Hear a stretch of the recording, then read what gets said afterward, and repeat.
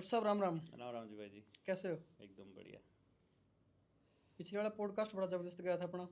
हाँ मतलब मैंने देखा, कई लाख लोगों ने उसको देखा अब तक। लगभग 4 लाख लोगों ने देख लिया उसको। हम्म। अब आज जो हमारा पॉडकास्ट था ना, जब पॉडकास्ट आने के बाद हम्म। आपकी एक बुक लॉन्च हुई थी। हाँ, रुपया और मूल्य का रुपया मापक या शोषण का साधन। शोषण का साधन। हम्म। वैसे हमने सारी बातें उसमें पॉडकास्ट में कर ली थी, वो रुपए वाली। हाँ ऑलमोस्ट। तो वो सारा मैटर उस बुक के अंदर था वो। हम्म। ओके। उसमें असल में क्या है कि किताब जो अपनी वो लॉन्च हुई थी ये आप ना। मेरे को दे दो।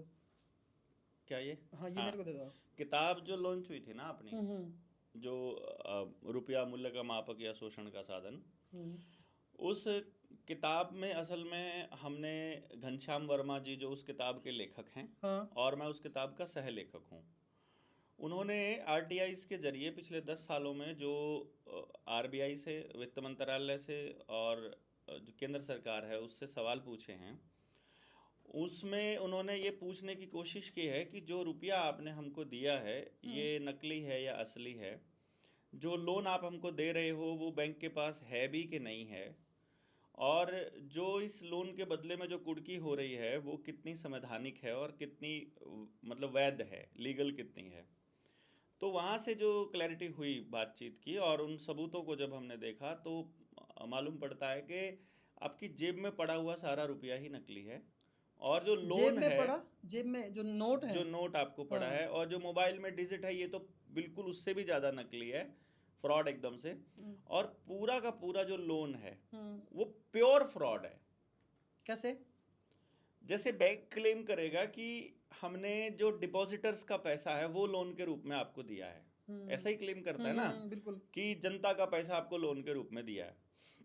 बैंक इसका चलता इसी उससे है। इसी से चलता है। हम्म। अब बैंक, अब कॉमन सेंस की बात यह है कि अगर बैंक के पास 100 करोड़ रुपया पड़ा है तो वो लोन के रूप में ज़्यादा से ज़्यादा 100 करोड़ रुपया दे सकता है।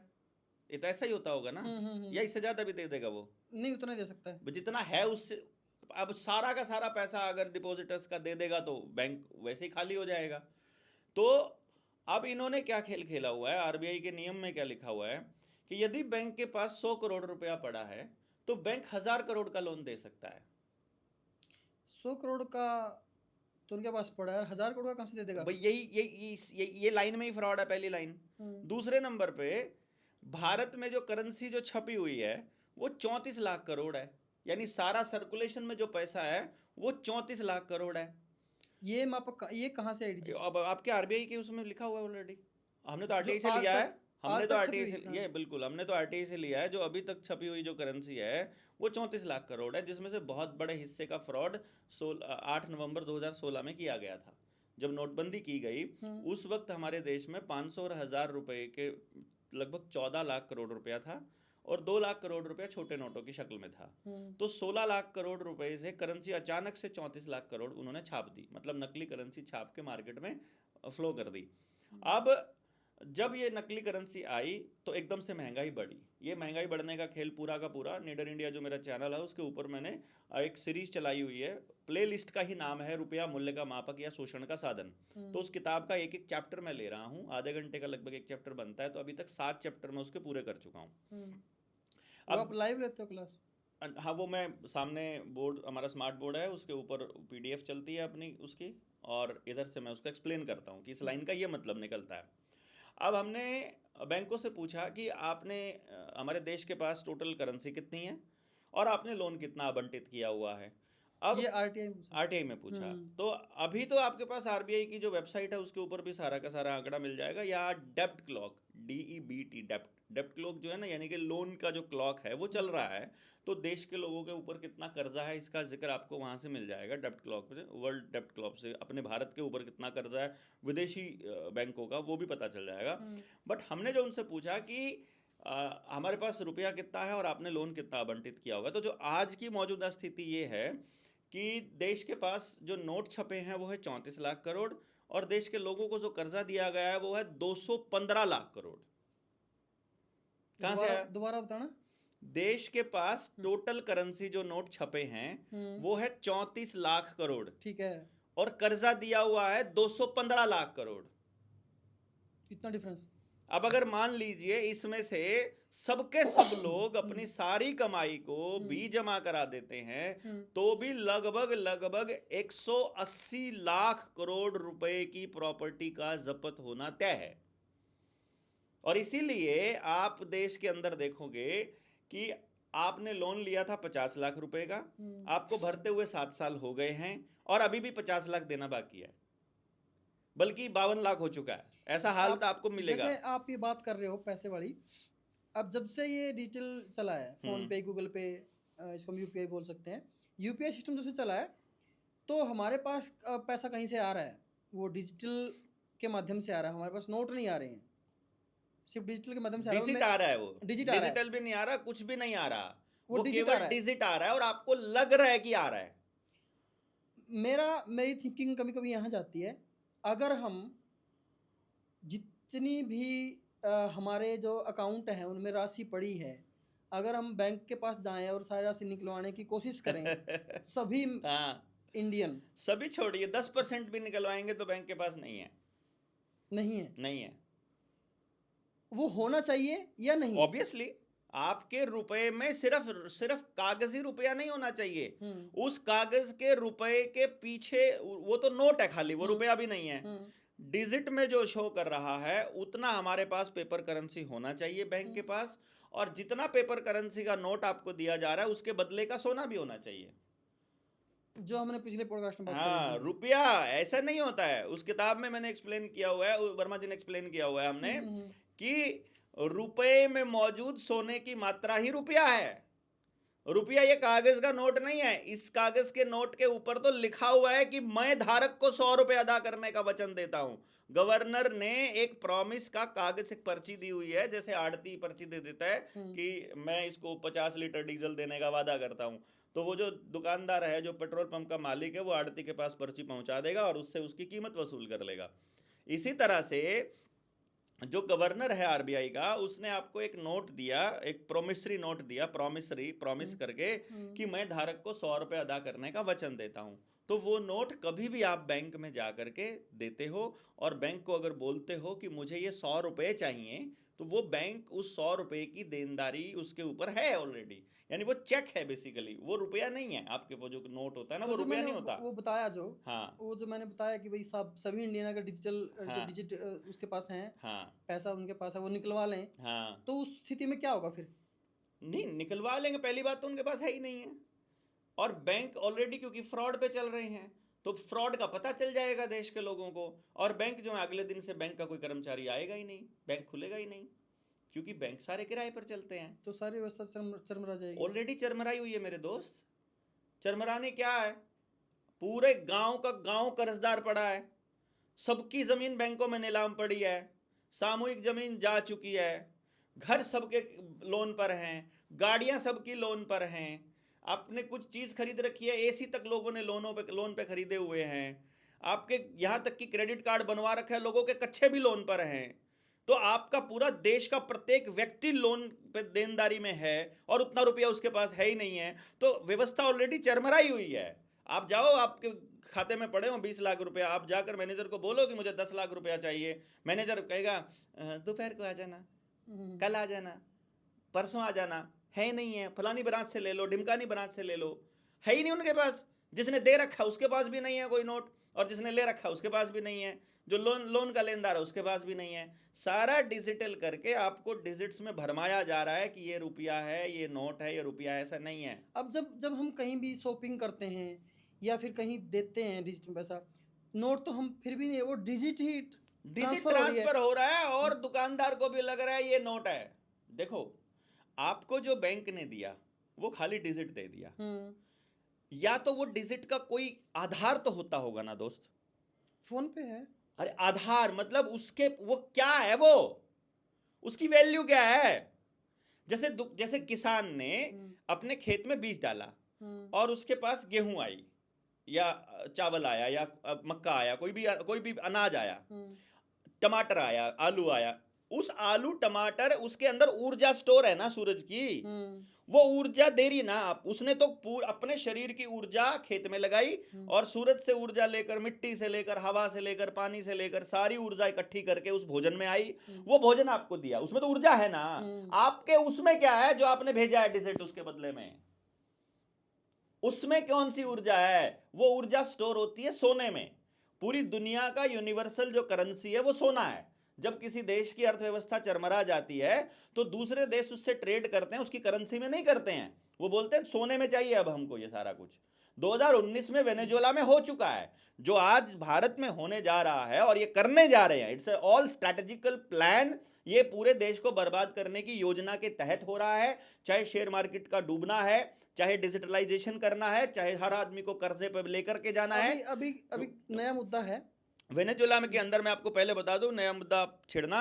वेनेजुएला में 2019 में इकोनॉमिक क्राइसिस आया और वेनेजुएला पूरी दुनिया का पहला देश बना जिसने 10 लाख रुपए का नोट छापा। 10 लाख रुपए का नोट। आप 10 लाख रुपए में क्या खरीद सकते थे मालूम है? अगर आप चावल लेने चले जाओ तो 10 लाख में कितना चावल आना चाहिए अंदाजन? बहुत आ जाएगा। कितना इंडिया में? अरे वेनेजुएला की बात हो रही है। वेनेजुएला का ने 10 लाख रुपए का नोट छापा और आप बाजार में जाकर 10 लाख रुपए का चावल लेने जाओ तो वेनेजुएला में कितने का आता होगा? आइडिया नहीं मेरे को तो। अंदाजा बता दीजिए आप ऐसे कि 10 लाख रुपए किसी देश की करेंसी है, उसका 10 लाख रुपए में कितना चावल, कितना अनाज होना चाहिए? तो पूरी जिंदगी का आ जाएगा। आ जाएगा ना। आधा किलो चावल आता था 10 लाख रुपए में, आधा किलो चावल। Can you imagine? नहीं। श्रीलंका के अंदर 2021 में, जिस टाइम हमारे यहाँ लॉकडाउन लगा हुआ था, श्रीलंका में इकोनॉमिक क्राइसिस जब लाया गया, ये छोटे छोटे देशों में टेस्टिंग की जाती है ताकि जब भारत जैसे देश को बर्बाद करना है तो उसके लिए वो जो पैरामीटर्स हैं कि जब किसी देश को डुबोया जाता है, जब अभी छोटे छोटे कोऑपरेटिव बैंक बंद हो रहे हैं, ये कोऑपरेटिव बैंक बंद करके क्या किया जा रहा है? टेस्टिंग की जा रही है कि कितने प्रतिशत लोग हार्ट अटैक से मर जाएंगे जब उनका पैसा ब्लॉक हो जाएगा, कितने प्रतिशत लोग सड़क पर उतर जाएंगे, कितने कोर्ट की शरण लेंगे, कितने इस पे मैनेजर्स पे अटैक कर देंगे, कितनी पुलिस की जरूरत पड़ेगी, कितनी आर्मी की जरूरत पड़ेगी, कितने ऊपर गोलियां बरसानी पड़ेंगी, इसकी सबकी टेस्टिंग होती है। तो जब श्रीलंका के अंदर इकोनॉमिक क्राइसिस आया, वहां पर महिलाओं ने अपने कान की बालियां, हाथों की अंगूठियां, वो सब दे दी अपने बच्चों को खाना खिलाने के लिए। 1400 रुपए की एक पैकेट मिलता था दूध का, 1200 रुपए किलो, 1200 रुपए का ब्रेड का पैकेट मिल रहा था वहां पर। और उसके बाद जब ये सब हो रहा था, एक वक्त ऐसा आया जब सारा गोल्ड खत्म हो गया महिलाओं के पास, उन्होंने अपनी इज्जत बेची अपने बच्चों को रोटी खिलाने के लिए। ये भारत को इसी स्थिति पर लेकर के आ रहे हैं। और ये जो डिजिटलाइजेशन और जो लोन का जो गेम प्लान है, बल्कि जो गांव में सेल्फ हेल्प ग्रुप के नाम पर जो महिलाओं को लोन दिया जा रहा है, ये इसी षड्यंत्र का हिस्सा है। सारा का सारा पैसा या तो शेयर मार्केट में जा रहा है, या बैंकों में जा रहा है, या लोन के रूप में, किस्तों के रूप में जा रहा है, और सब बांटा जा रहा है। अब आप देखिएगा धीरे धीरे सारा पैसा स्टोर हो जाएगा बड़ी कंपनियों के पास, और बड़ी कंपनियां चलती हैं सेंसेक्स से, सेंसेक्स चलता है न्यूयॉर्क के उस वॉल स्ट्रीट से, और वो चलता है लंदन से, और वो चलता है वेटिकन सिटी से। वही जो गेम प्लान में वर्ल्ड इकोनॉमिक फोरम का बताता हूँ, जब चाहे, जिस दिन चाहे, पूरे देश की इकोनॉमी को अगर बर्बाद करना है, आप अंबानी और अडानी को बर्बाद कर दो, देश अपने आप बर्बाद हो जाए, क्योंकि सारी की सारी जितना पैसा उनके पास पड़ा हुआ है आज देश के पास। देश में जो वेल्थ का डिस्ट्रीब्यूशन है वो आम नागरिक के पास थोड़ी ना है। इसको समझना बड़ा जरूरी है कि आपका वेल्थ का डिस्ट्रीब्यूशन कैसे जा रहा है, प्रोडक्शन कौन कर रहा है, प्रोडक्शन में कितना शामिल है देश का नागरिक। देश का नागरिक प्रोडक्शन में तो शामिल है ही नहीं, कंज्यूमर बना हुआ है। बच्चे की स्कूल की पढ़ाई हो, उसका सुबह उठ करके मतलब पेस्ट करना हो, वो भी अब पैसे से जुड़ गया है। पहले कम से कम आपके गांव में कीकर नीम होती थी तो उससे दातुन करते थे, रुपया तो नहीं लगता था कम से कम। नहाने में भी पैसा लगता है, पानी का बिल आने लग गया अब तो आपका गांव में भी आने लग गया है। तो नहाने में आपका पैसा लग रहा है, खाने में आपका पैसा लग रहा है, खाना बनाने में आपका पैसा लग रहा है, घर से जाने आने में पैसा लग रहा है, बच्चा पढ़ाने में लग रहा है, किताबों में लग रहा है, कपड़े में लग रहा है, आप बातचीत करते हो आपस में फोन पे, उस पर पैसा लग रहा है। आपका कौन सी ऐसी चीज है जिस पर पैसा नहीं लग रहा है? आप सोच करके देखिए। सड़क पर चलने का टोल टैक्स आप देते हो। मतलब आपको पूरी तरह से कंट्रोल करने का एक पूरा गेम प्लान इनका तैयार है। कौन है वो गेम प्लान तैयार करने वाले?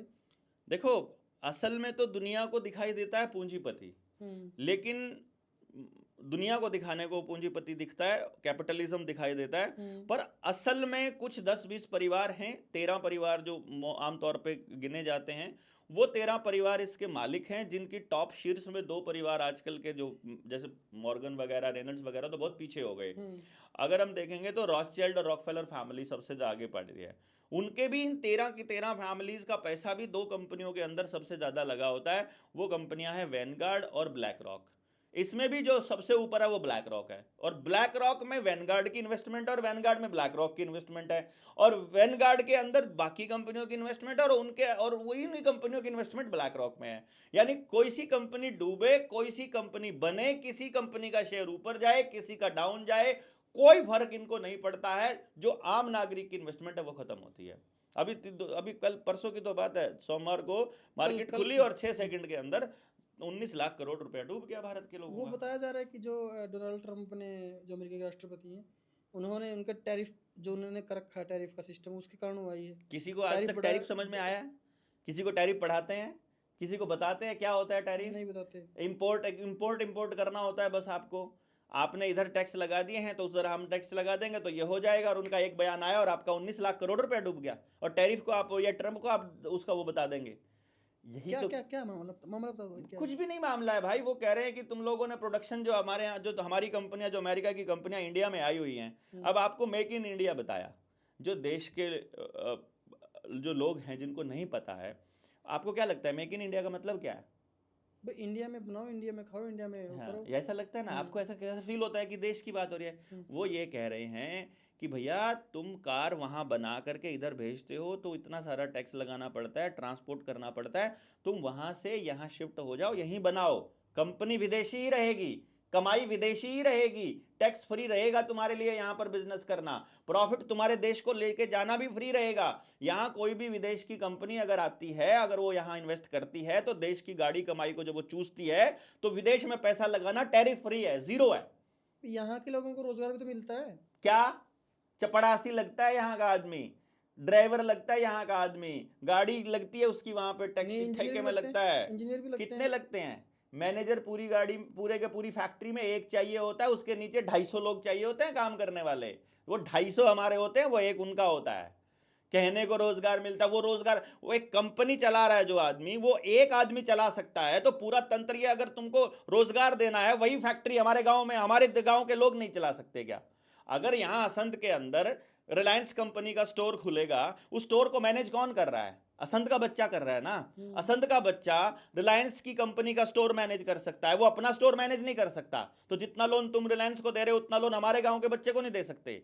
जितना उस कंपनी को दिया जा रहा है लोन, वो हमको नहीं दिया जा सकता। वहां पे तो सिक्योरिटी फ्री दिया जाता है, उनके तो 11-11 हजार करोड़ रुपया माफ कर दिया जाता है, हमारे लोगों को क्यों नहीं दिया जा सकता?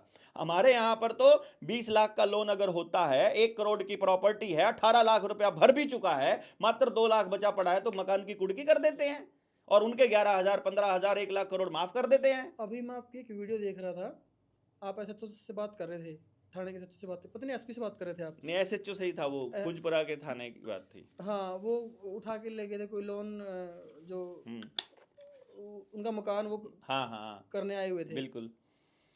क्या था मामला? वो तहसीलदार ने आदेश दिया।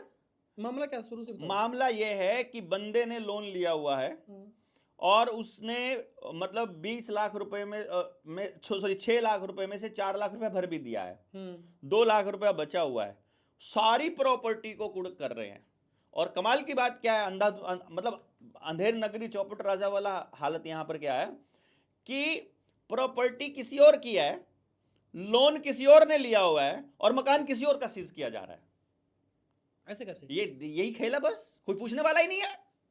क्या था वो प्रॉपर्टी? किसकी थी प्रॉपर्टी? अमित, जो जिसकी मैं बात कर रहा था, जिसको वो उठा के लाए थे बंटी की, उसके भाई की और उसकी ज्वाइंट प्रॉपर्टी है। लोन उसके भाई ने लिया हुआ है, लिया हुआ बाड़े के जमीन के ऊपर है, और लोग बंटी के घर पे लगा रहे हैं। नहीं, आप तो अमित की बात कर रहे थे ना? हाँ, बंटी अमित का ही नाम है। तो अमित को उठा करके ले गए। अमित कह रहे मेरी क्या गलती है, मेरा तो लोन भी नहीं है। वो कह रहे नहीं, इसी का आदेश हुआ है, बस इस पे ताला लग जाएगा। तो फिर क्या हुआ उस मामले का? कुछ भी नहीं हो वो तो फिर जब पता लगा कि पूरे देश से लोग इसके साथ जुड़े हुए हैं तो एसएचओ को बाद में उन्हें एसएचओ ने गलती मानी अपनी और बोला कि हमने तो चाय पिला के भेज दिया है घर पे वापस। घर पे जाके उसने अपना ताला तोड़ लिया, अपने घर में है वो ठीक हो गया। कि ठीक क्या अब करना चाहिए तो शिकायत एसएचओ के खिलाफ। फिर गांव का आदमी है बेचारा, वो सोचता है मैं अकेला हूँ, एसएचओ के खिलाफ करूँगा, एसएचओ फिर मुझे किसी नशे वाले या ड्रग्स वाले किसी केस में फंसा के अंदर कर देगा, फिर तो मैं कहाँ जाऊँगा, मेरे साथ कोई लगने वाला है नहीं है। डर जाता है आदमी पुलिस के इस डर से कि उनकी मर्जी है, वो कुछ भी उस समय फेल आप देते कहाँ थे हैं। जब वो कॉल आया? मैं उस वक्त नांगल चौधरी में था उस वक्त, मतलब महेंद्रगढ़ के आसपास था जब कॉल आई, तो वहीं उसी एरिया में। एक वीडियो में आप जिक्र भी कर रहे थे कि कोई नया धर्म आ रहा है, वो क्या सिस्टम हाँ, है? क्रिस्लाम, वो यहूदी, हम्म, इस्लाम हम्म, और क्रिश्चियंस ये मिल करके एक इनका इनका मिला जुला एक धर्म बना रहे हैं, क्रिस्लाम। कौन बना रहा है? और यही वेटिकन वाले जिनका मैं अभी जिक्र कर रहा था, जिनको पूरी दुनिया कंट्रोल करनी है। और ये कह रहे हैं कि जो आपकी जो धर्म की जो प्रैक्टिसेस हैं, मतलब अगर आप जैसे आप हिंदू धर्म, हिंदू पंथ को, मतलब धर्म तो नहीं है हिंदू, अगर आप हिंदू पंथ को प्रैक्टिस कर रहे हो तो ये पंथ आपने नाम लिया, पंथ और हिंदू में क्या फर्क है? पंथ ही है ना हिंदू। पंथ मतलब कि एक पंथ और विचारधारा। धर्म, पंथ और धर्म में क्या अंतर है? धर्म वो अलग अलग नहीं हो सकता किसी के लिए, वो सबके लिए एक होता है। जैसे भाई का धर्म क्या है, हाँ। आप किसी भी घर में पैदा हुए हो, भाई का, बड़े भाई का वही धर्म है, छोटे भाई का वही धर्म है, माँ का वही धर्म है। जैसे माँ का गर्भ धारण करना और बच्चा पैदा करना, हिंदू, मुसलमान, सिख, ईसाई कोई भी माँ हो वैसे ही बच्चा पैदा करेगी जैसे होता है, वो माँ का धर्म है। वहां होकर के उसका रोल क्या है, वो उसका धर्म है। प्रकृति के नियमों को पालन करना ही धर्म है, सीधी सी फर्ज, बात। फर्ज और धर्म, फर्ज तो आप उसको फर्ज तो अलग बोल देते हो, धर्म एक्चुअली यानी जो धारण या जो नियम धारण करने लायक है वही धर्म है, और वो किसी का अलग हो ही नहीं सकता। आप किसी काम को करने से, आपने पूजा की पद्धति, परमात्मा एक सबके लिए एक ही है, वही है। उस परमात्मा के बारे में सोचना कि तुमको उसके बनाए नियमों का ही पालन करना है, ये तो हमारा धर्म है। उसकी पूजा अर्चना कैसे करनी है इसके नियम अलग बना दिए, वो पंथ बन गया। जैसे सिख अपने परमात्मा की अर्चना अलग करेंगे, हिंदू अपना अलग करेगा, मुसलमान अलग करेगा, यहूदी अलग करेगा, ईसाई अलग करेगा, तो वो पंथ हैं, वो धर्म नहीं है। वो हमें झूठ बहकाया गया है, वो हमको गलत तरीके से घुसाया गया है। धर्म सबका एक है, जैसे हमारा इंसानी धर्म है वो सबका एक ही है ना। इंसान होने के नाते आपको जीव कल्याण की बात करनी है, जीवों को मारना नहीं है, प्रकृति का नुकसान नहीं करना है, पानी का दूषित नहीं करना है, हवा को दूषित नहीं करना है, दूसरे किसी जीव को मतलब परेशान और मारने का वो काम नहीं, यही है ना सबका धर्म। तो ये धर्म है उसका। तो पंथ अलग अलग है, पंथ को पंथों में घुस के फिर वो जैसे आतंकी बन जाता है ना, जब कोई आदमी अपने पंथ का कट्टर समर्थक बन जाता है तो वो आतंकी के जैसा हो जाता है। तो हर देश के अंदर कोई ऐसा कट्टरपंथी कोई व्यक्ति लाया जाएगा, सत्ता के ऊपर बिठाया जाएगा, वो अपने अनुयायियों को कट्टरपंथी बनाएगा, और वो कट्टरपंथी फिर देश के अंदर कत्लेआम और डर और भय का माहौल बनाएंगे। कोई पार्टी भी हो सकती है। हाँ, पार्टी तो देखो, पार्टी की विचारधारा में कभी ये सब नहीं होता है, ये काम कोई व्यक्ति ही करता है, बेसिकली व्यक्ति को चेहरा बना के लाया जाता है। अभी इंडिया में, भारत में जो भारतीय जनता पार्टी है उसकी विचारधारा हिंदू की नहीं। अभी तो मुसलमानों को गिफ्ट किया है, योगी ने भी किया है, मोदी ने भी किया है। मेरा कहने का मतलब ये है, आपने कभी देखा है कि हम हिंदू की विचारधारा पर काम कर रहे हैं, ऐसा कभी बोला हो नरेंद्र मोदी ने? या बोला तो नहीं है वो लेकिन वो काम जरूर कर रहे हैं। फेक आईडी बनाई जाती हैं, लोगों के अंदर घुसाया जाता है और लोगों के दिमाग में ऐसा सेट किया जाता है कि वो अपने आसपास के लोगों को अपना दुश्मन मानना शुरू कर दें। कुछ काम ऐसे हैं जो हिंदुओं के पक्ष में ज्यादा किए हैं भारतीय जनता पार्टी ने, ऐसा दिखाई देता है, ऐसा दिखाई देता है। वैक्सीन हिंदुओं को ही सबसे ज्यादा लगाई गई थी। अब वैक्सीन का कितना फायदा हुआ है ये आप सबको मालूम है, आपके आसपास हो रहा है ना, तो हिंदुओं को ही लगी ना। अब जितने आप देखोगे, अगर जा करके नपुंसकता का आंकड़ा अगर आप चेक करोगे, हिंदुओं में सबसे ज्यादा है। कर्जे का आंकड़ा देखोगे, हिंदुओं में सबसे ज्यादा है। जो उद्योग धंधे, डाटा कहाँ है ये? सब जगह आप उठा के देखो ना, पॉपुलेशन का परसेंटेज के हिसाब से उठा के देख लो कितने लोगों के ऊपर कितना कर्जा है। इस्लाम में तो कर्जा वैसे ही हराम है। नपुंसकता का आंकड़ा तो मनमोहन सिंह ने तो 45% को कहा था, अब तो मेरे ख्याल से 75 से 80% हो गया है। करनाल का 2023 का आंकड़ा है, करनाल जिले में 1,38,000 बच्चा आईवीएफ से पैदा हुआ है 2023 में, और रोहतक में 1,86,000 समथिंग पैदा हुआ है। एक जिले की बात बता रहा हूँ मैं, आप देख लगा के देखो पूरे भारत के अंदर। और ये आंकड़े पहले कहाँ थे? कहीं पर भी नहीं थे। आईवीएफ सेंटर इतने थे, हार्ट के इंस्टीट्यूट्स इतने थे, किडनी के इंस्टीट्यूट्स इतने थे, बॉडी पूरे के पूरे मल्टी ऑर्गन फेलियर पहले कभी होता था? नहीं होता था भाई। ये सब कौन कर रहा है? हिंदू हृदय सम्राट ही कर रहा है भाई। आपको दिखा रहा है कि मैं तुम्हारे लिए काम कर रहा हूँ। बात कर रहे थे, नए धर्म पे बात कर रहे थे। क्रिस्लाम बोल रहे हैं उसको। वो कह रहे हैं कि जो तुम ये कोई पंथ फॉलो करते हो, जो तुम कोई और धार्मिक प्रैक्टिस फॉलो कर रहे हो, इसकी वजह से तुम कट्टर होते जा रहे हो। ये जो कट्टर बनाया जा रहा है ना, हिंदू, मुसलमान, ईसाई, सिख, जैसे क्या होगा पंजाब के इलाके में सिखों को धर्मांतरण करके ईसाई बनाया जा रहा है पैसा दे करके। इसी तरह से जहाँ आदिवासी इलाकों के अंदर भी जहाँ पैसा नहीं पहुँचा है वहाँ पैसा दे करके ईसाईकरण किया जा रहा है।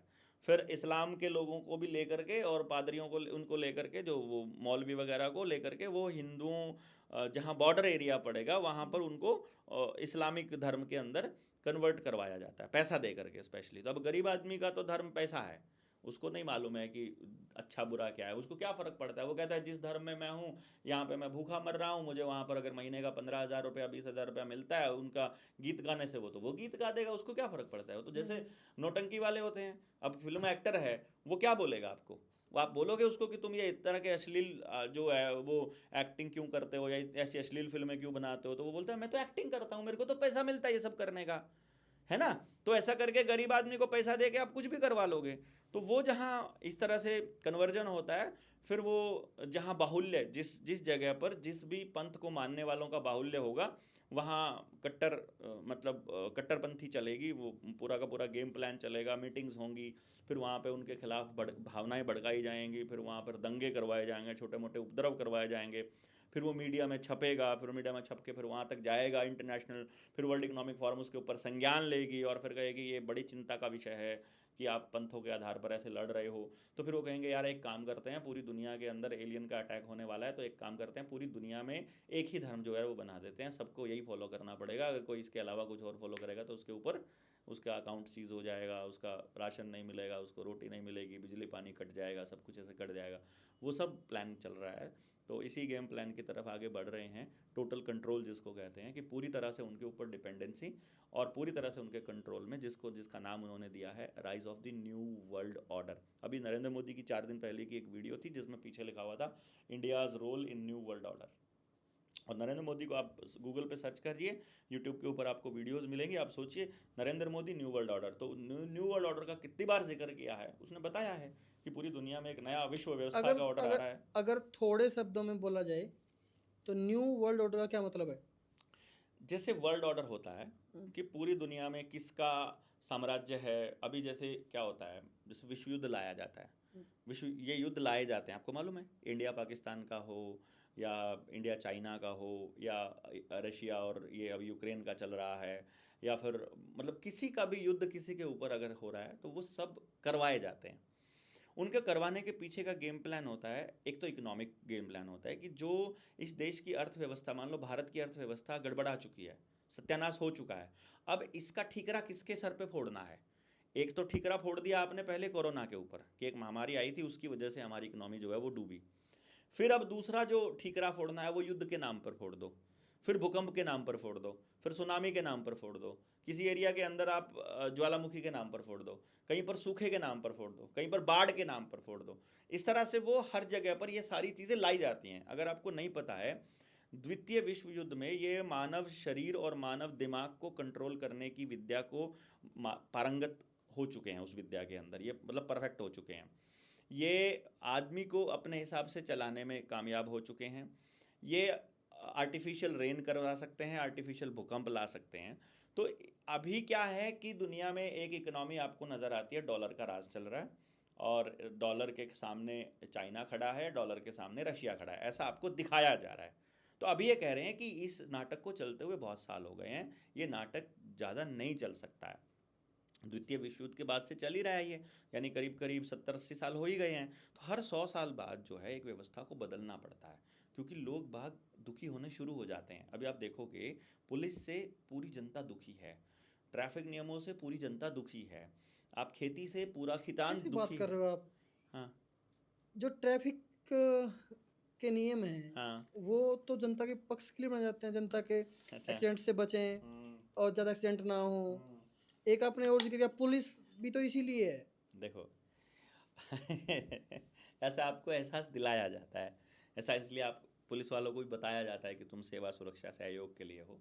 कभी जाओ थाने में, आज तक किसी थाने में पूरे सिपाहियों की पोस्टिंग नहीं हुई, आज तक किसी थाने में पूरे मामले को निपटाने के लिए स्टाफ नहीं मिला, आज तक किसी थाने में पूरे फंड्स नहीं मिले, आज तक किसी थाने को पूरी तरह से चलाने के लिए कोई व्यवस्था आज तक नहीं दी गई।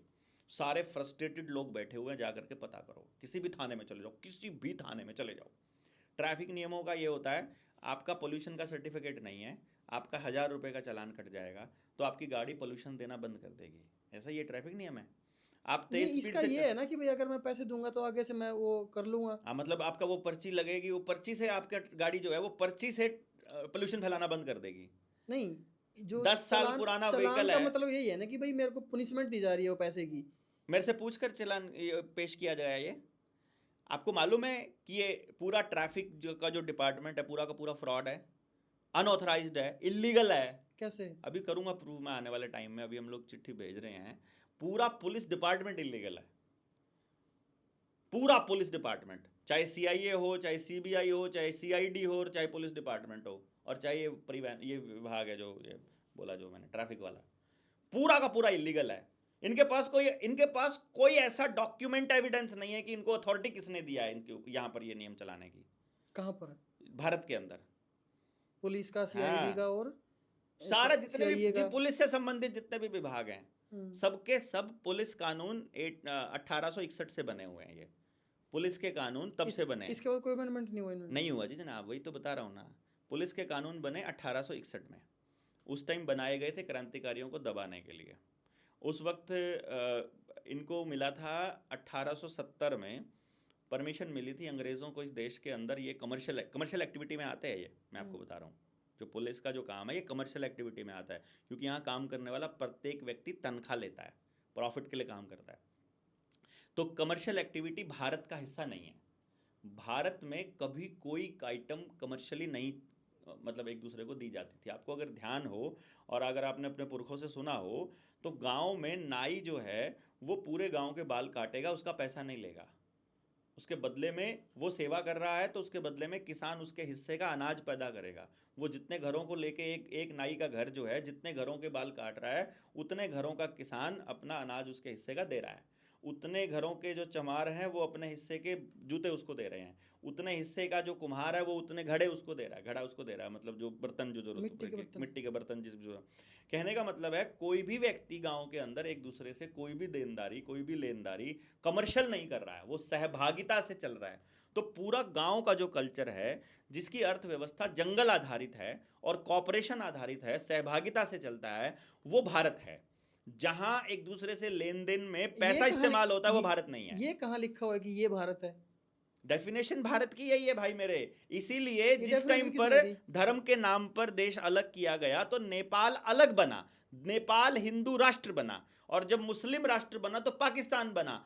भारत हिंदू राष्ट्र बन ही नहीं सकता है, क्योंकि भारत है ही, भारत का नाम ही ये है कि जहां पर धर्म, जाति, लिंग और रंग किसी भी आधार पर किसी भी तरीके से कोई भेदभाव ना होता हो, जहां सारे नियम प्रकृति के बनाए हुए चलते हैं, जो सनातन नियम है केवल वो चलेंगे, वही भारत है। जहां सनातन नियम नहीं है वो भारत का हिस्सा है ही नहीं है। और शहर हैं जहां सनातन नियम नहीं चलते हैं, गांव में ही चलते थे। गांव को बर्बाद करना, गांव को शहरों की तर्ज पर विकसित करने का जो ये डायलॉग है, और गांव की ज़मीन से जंगल को उड़ा देना, सामूहिक तालाब को उड़ा देना, और गांव के अंदर भी बाजार को ले जाना, गांव में भी पैसे का फ्लो ले आना, गांव में भी बुढ़ापे के नाम पर अलग पैसा देना, विधवा के नाम पर अलग पैसा देना, इंजेक्शंस के नाम पर अलग पैसा देना, आंगनबाड़ी के नाम पर अलग पैसा देना, स्कूल के नाम पर अलग पैसा देना, पैसा हर आदमी को पैसे के साथ जोड़ना, दैट इज नॉट भारत। तो वो हर आदमी की मेंटालिटी को खराब करके भारत की मानसिकता को खराब करना चाहते हैं, ताकि हर एक जगह पर रोड्स जो है ऐसे करके इतना बड़ा रोड ले दिया और कह दिया इसके 10 किलोमीटर में रजिस्ट्री नहीं होगी, फिर उसके थोड़ा उधर भी रोड है उसके भी 10 किलोमीटर में नहीं होगी, तो कहीं पर कोई जगह बचेगी ही नहीं जो गांव की बचेगी, सब नगर पालिका किसी न किसी नगर पालिका के अंडर आ जाएगी और भारत खत्म हो जाएगा। ये भारत को खत्म करने की साजिश है, जिसको शहरीकरण कह रहे हैं, जिसको व्यापार आधारित व्यवस्था कह रहे हैं। यही न्यू वर्ल्ड ऑर्डर है, जहां भारत को खत्म किया जा रहा है। और पूरी दुनिया में भारत एक ऐसा एकमात्र देश है जो प्रकृति के नियमों से चलता है। दुनिया में कोई और देश ऐसा नहीं है जहां सारी ऋतुएं एक ही जगह पर हों, सारे मौसम एक जगह पर मिलते हों, जहाँ थार का रेगिस्तान देखना है वो भी यहाँ मिलेगा, आपको स्विट्ज़रलैंड घूम के आना है कश्मीर घूम ही आइए, आपको बर्फ़ देखनी है बर्फ़ मिलेगी, आपको गर्म मौसम देखना है गर्म मिलेगा, आपको ठंडा देखना है ठंडा, पिछले समंदर देखना है समंदर, आपको सब कुछ मिलेगा। पिछले वीडियो में लगभग 1 घंटे की हमारी बातचीत थी जी। तो उसमें जो लगभग कमेंट थे ना उस वीडियो के नीचे, हाँ ऐसे थे ये तो पागल हो गया, तो ये कैसी कैसी बातें कर रहा है, ये इसको कुछ पता नहीं है, ये कौन सी रिसर्च करके आया है, ये कौन है, ये इतनी बहकी बहकी बातें क्यों कर रहा है, क्या क्या सिस्टम है वो। देखो देखो दोस्त, 2-3 चीज़ें हैं। आप ना बिल्कुल बिल्कुल ही अलग बातें कर रहे हो, ऐसी बात कोई भी नहीं कर रहा। तो क्या हम अलग बात नहीं कर सकते? पहली बात तो ये है। हम बातें तो कर सकते देखो हैं। उन कमेंट्स, जो ऐसा कमेंट करने वाला व्यक्ति है, सबसे पहले उसकी मानसिकता पर मुझे तरस आता है कि क्या इस देश के अंदर अलाप से अलग बात करना कोई जुर्म है? आप जैसे बात करते हो, क्या मुझे वैसे बात करना मेरी मजबूरी होनी चाहिए? नहीं, मैं आपसे अलग नहीं सोच सकता? बिल्कुल सोच पहली सकते बात तो ये है। दूसरी बात ये कि क्या हमारा दिमाग इतना ओपन नहीं होना चाहिए कि यार ये बात जो कर रहा है, इस बात में कुछ तो लॉजिक नजर आ रहा है। ऐसे तो नहीं हो सकता मैं बिल्कुल इलॉजिकल बात कर रहा हूं, ऐसे तो नहीं हो सकता ना। भारत एक धर्मनिरपेक्ष राष्ट्र है। भारत देश, इससे पहले भारत किसी सीमा में बंधा ही नहीं था। आपने कभी नोटिस किया, जिसको अखंड भारत की संज्ञा दे रहे हैं, वो सारी की सारी रियासतें गांव से चलती थी। गांव का अपना एक स्ट्रक्चर था, गांव का, हर गांव का अपना एक राज सिस्टम था, हर गांव की अपनी एक पंचायती राज था, हर गांव के अर्थव्यवस्था अलग थी। कहीं समंदर किनारे कोई गांव है वो अलग तरीके से काम कर रहा है, जंगल आधारित व्यवस्था है वो कहीं अलग तरीके से, जड़ी बूटियां जहां पर हो रही है वहां आयुर्वेद का चल रहा है, जहां शिक्षा का है वहां अलग है। क्या आपको नहीं लगता है कि पूरे देश के अंदर जो रियासतें थी वो गांव का आधारित थी? कभी जाकर के आपने चेक किया मेरी बात में कितनी सच्चाई है कि ऐसा क्या था 1860 से पहले या 1600 से पहले, 1600 से पहले, जो रुपया मूल्य का मापक और शोषण या शोषण का साधन किताब है, उस किताब में मैंने एक्सप्लेन किया हुआ है हम सब लोगों ने, कि उस किताब में ये बताया हुआ है कि 1600 में जिस वक्त ईस्ट इंडिया कंपनी भारत में आती है, उस टाइम भारत पूरी दुनिया के अंदर व्यापार में नंबर 1 है। और अगर कभी उसका रैंक नीचे चला जा रहा है नंबर 2, तो नंबर 1 पे चाइना आ रहा है। यानी जो एशिया के दक्षिण हिस्से में ये सारा हिस्सा है, चाइना और भारत जिसको कह रहे हैं, इन्हीं हिस्सों में आपके सब प्रोडक्शन हो रहा है। सब कुछ प्रोडक्शन सिर्फ यहां हो रहा है भाई। उन देशों में जिसको यूरोप बोल रहे हो, जहां पर आप लोग जिनको डेवलप्ड कंट्रीज की संज्ञा दे रहे हो, कई कई जगह तो ऐसी है यार 6-6 महीने सूरज नहीं निकलता है, कई कई जगह ऐसी है जहां 9-9 महीने तक आपको बर्फ पड़ी रहती होती है। वहां पर प्रोडक्शन क्या होगा? Nothing at all. हमारा पूरा समृद्धि का हाल ये था कि गांव के गरीब से गरीब औरतों के हाथों पैरों में भी सोना और चांदी हुआ करता था। 1 दड़ी चांदी, 2 दड़ी चांदी नॉर्मल हुआ करता था। एक एक घर में 20-20, 30-30, 40-40 भैंसों का लंगर नॉर्मल बात होती थी। 30 भैंस किसी के घर में हो आज के टाइम पे 1.5 लाख के हिसाब से भाई साहब 45 लाख रुपए की तो डंगर डंगर हुआ करते थे। आज के हिसाब की बता रहा हूं मैं आपको। और करोड़ों रुपए का सोना और चांदी हुआ करता था। मतलब हर घर के अंदर संपन्नता थी, क्योंकि प्रत्येक घर प्रोडक्शन से जुड़ा हुआ था। और वही भारत था असल में। इसी चीज को अंग्रेजों ने एक्सप्लेन किया है, अपने डॉक्यूमेंट्स के अंदर डॉक्यूमेंटेड किया है। राजीव दीक्षित ने इनको बहुत डिटेल में एक्सप्लेन किया है और अपनी रिसर्च में सबको बताया है। आप उनको सुनिएगा तो पता चलेगा कि भारत असल में क्या था।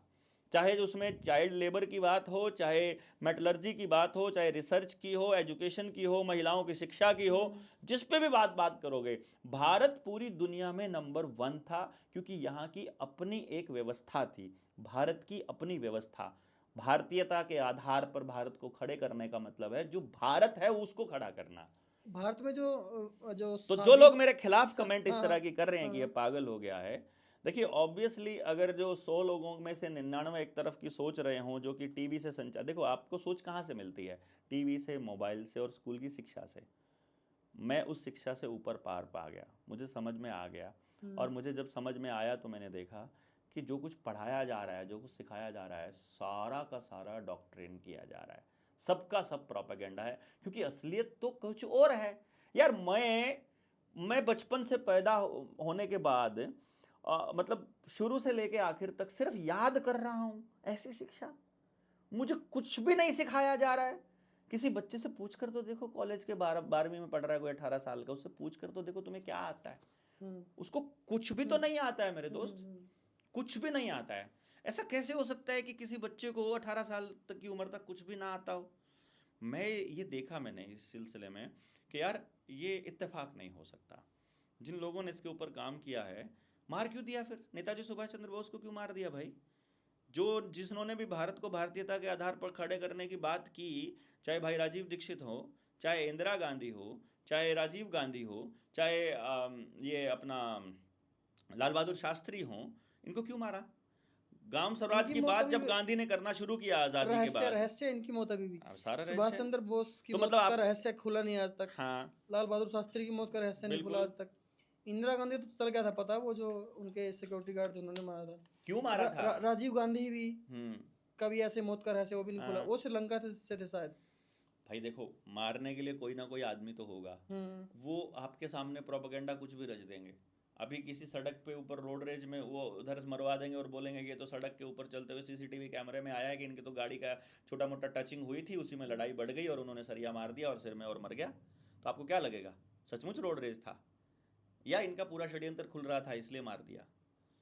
हमारे एक साथी की मैं आपको बात बता देता हूँ, हालांकि पता नहीं मुझे बोलनी चाहिए कि नहीं बोलनी चाहिए।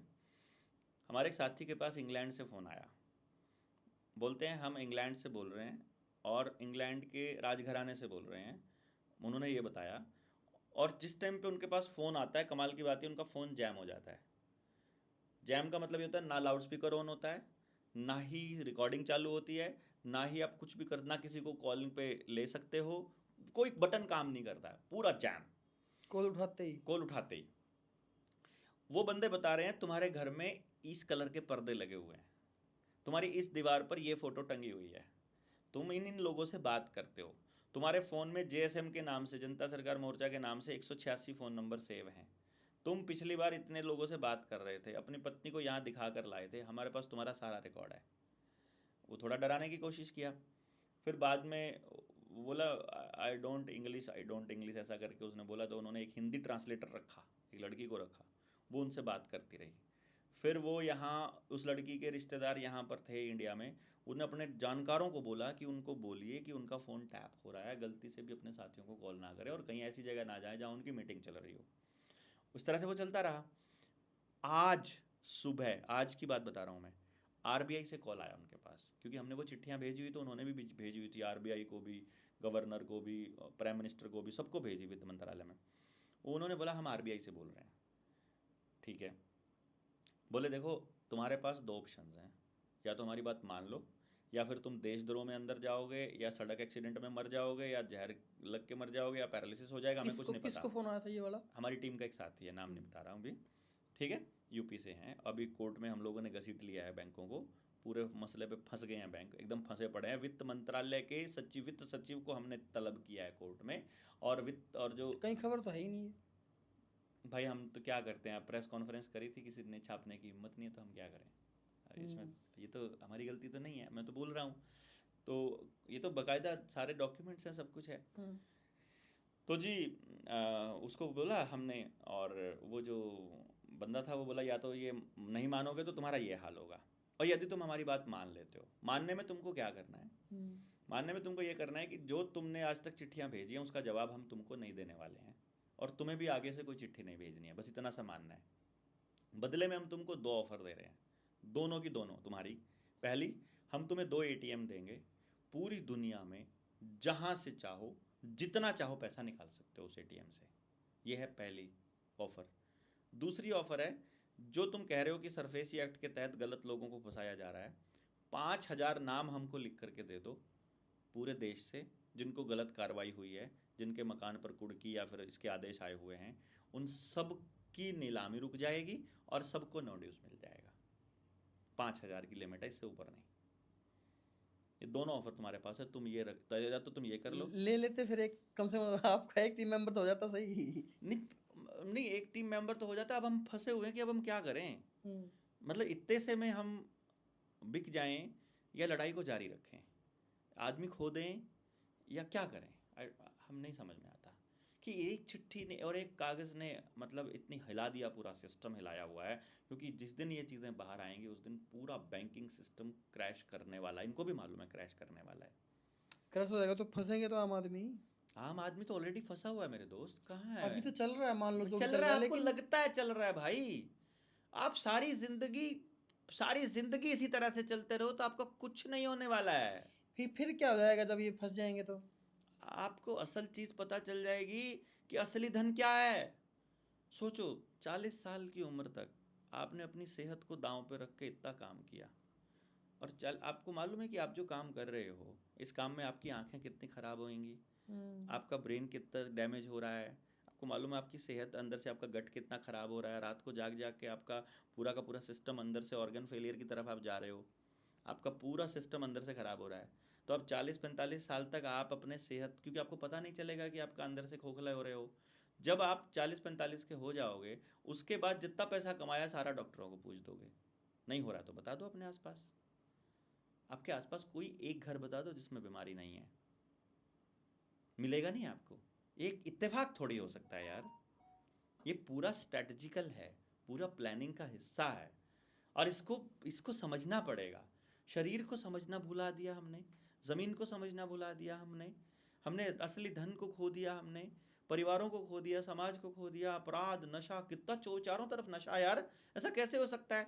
नशा मुक्त गांव ऐसा बोर्ड लगा होता है और उस गांव के कोने पे 2 ठेके हैं यार, एक इधर वाले पे एक पदर वाले पे। नशा मुक्त गांव कैसे हो गया वो? मुझे नहीं पता कैसा नशा मुक्त गांव है, और आप मान रहे हो। और उस बोर्ड को शान से वहां लोग खड़े होकर के फोटो खिंचवाते हैं वो बच्चे उस गांव के। उनको इतनी अकल नहीं है कि ये ठेका क्या है, ये नशा नहीं है क्या?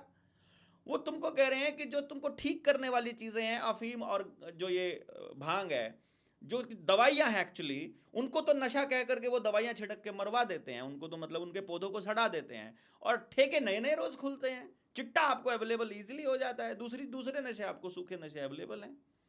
इतनी समझ नहीं है हमको कि नशा क्या होता है और दवाइयाँ क्या होती हैं।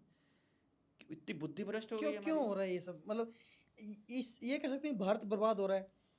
हाँ, यही तो कह रहा हूँ मैं, और क्या कह रहा हूँ। आपकी जो बातें हैं उनसे ये लग रहा है कि भारत बर्बाद हो रहा है, किया जा रहा है मेरे दोस्त। यहाँ के जो नेता हैं, यहाँ का जो उद्योगपति है, यहाँ का खिलाड़ी है, और यहाँ का, अब देखिए खिलाड़ी किस चीज़ की ऐड कर रहे हैं। 3 पत्ती खेलो, वो कह रहा है ड्रीम 11 खेलो, सट्टा लगाओ, यही खेल रहा है ना, यही कह रहा है ना खिलाड़ी। एक खिलाड़ी, फिल्म अभिनेता क्या कह रहा है कि रेड एंड वाइट पीने वालों की बात कुछ हो रहा है। दूसरा कह रहा है मिल बैठेंगे 3 यार जब ये सोडा पियेंगे। तीसरा कह रहा है कि ये वाली विस्की पियेंगे तो हम लोग जो है बड़े वो हो जाएंगे। कह नहीं रहा है वो, मैं कोई ऐसी बात थोड़ी कह रहा हूँ। मैं आपकी बात समझ गया। आप एक वीडियो में एक वो शादी वाली प्रणाली की और बात कर रहे थे कि वो खत्म हो रही है, विवाह प्रणाली। देखो विवाह प्रणाली 13-14 साल की उम्र में लड़की को पीरियड्स आने शुरू हो जाते हैं। लड़की को पता लगने लग जाता है कि मेरे शरीर में, मेरे अंगों में इस तरह का बदलाव होना शुरू हो गया है। पीरियड शुरू होने के 2 साल बाद वो कोई भी लड़की जो है वो मतलब माँ बनने के लिए पूरी तरह से तैयार होती है। यानी करीब 16 साल की उम्र में एक माँ बनने के लिए पूरी तरह तैयार है। उस 2 साल पूरा होने, उस टाइम तो नाबालिग होती है। आपने कानून बनाया ना, तभी तो नाबालिग है। पहले थोड़ी होती थी, पहले शिवाजी महाराज, महाराणा प्रताप जैसे योद्धा कैसे जन्म लिए भाई? वो उसीलिए लिए ना, अगर तुम कह रहे हो, क्योंकि हमें शरीर का एग्जैक्ट पता था। उनको पता था कि 16 साल की उम्र में कोई भी लड़की माँ बनने के लिए सबसे ज़्यादा फर्टाइल है। उस टाइम पर करप्शन उसके शरीर में नहीं आया है, उस टाइम तक कोई गलत उसने स्टेप्स नहीं उठाए हैं, और ऐसा कुछ भी नहीं है जो उसको ख़राब करता हो। उस वक्त जब बच्चा पैदा होगा वो सबसे हेल्दी होगा। जितनी उम्र बढ़ती चली जाएगी उतने ही अनहेल्दी बच्चे आना शुरू हो जाएंगे। अब आपको भारत को ख़राब करने के लिए क्या करेंगे? ये कहेंगे कि हमने एक कानून बनाया आपके लिए कि आपका बच्चा, आपकी जो लड़की है वो 16 साल की उम्र में लिव इन में रह सकती है। बनाया था ना कानून। वो तो 18 लिव इन में तो 18 का ही है शायद। 16 साल की उम्र में मां बन सकती है, लिव इन में था वो खाप पंचायतों के विरोध के बाद अभी के लिए उसको होल्ड कर लिया गया था, बाद में वो आएगा। 16 साल की उम्र में लिव इन में रह सकती है, मां बन सकती है।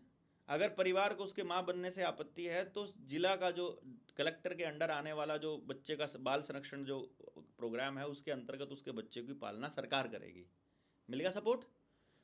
अगर वो बच्चा मान लो वो अनचाहा बच्चा पैदा ना करना चाहे तो उसको अबॉर्शन कराना पड़ेगा। अबॉर्शन कराने के बाद भी क्या वो उसी तरीके से मां बन पाएगी? बन पाएगी? थोड़ा दिक्कत होगी थोड़ा, ऑब्वियसली ना। जो जैसे जैसे वो उम्र बढ़ती जाएगी वैसे वैसे अबॉर्शन के चांसेस ज़्यादा होते जाएंगे।